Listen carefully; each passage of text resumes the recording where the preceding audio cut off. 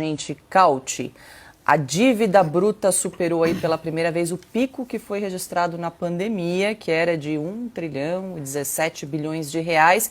E saiu esse resultado aqui das contas do governo do mês de abril, que é o pior para esse mês desde 2020, quando tivemos aí a pandemia. Explica para a gente o que ajuda, né, a justificar esses números. Nada, não justifica nada, não tem nenhuma explicação lógica para ter números tão ruins, a não ser o governo. Né?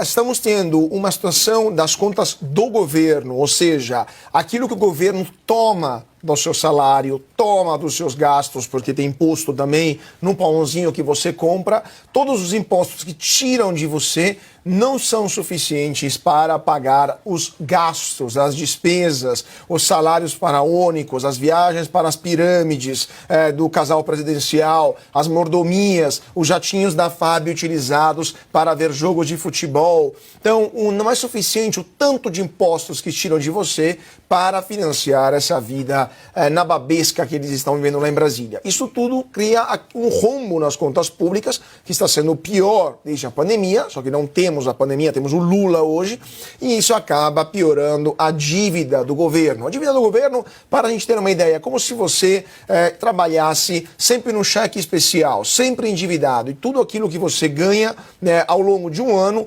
80% ou 76% mais ou menos, isso é dívida que você tem com o banco. Com o governo não é muito diferente, 76% é dívida do PIB, tudo aquilo que é produzido ao longo do ano no Brasil, e o governo tem que pagar juros sobre essa dívida que tiram dinheiro da saúde, da educação, da infraestrutura, por isso que a estrada onde você vai é esburacada, por isso que o SUS não funciona, e isso são as contas públicas brasileiras no governo Lula. Só para terminar, Paula, um governo que teve uma herança bendita do governo passado, que mesmo com a pandemia deixou as contas públicas no azul.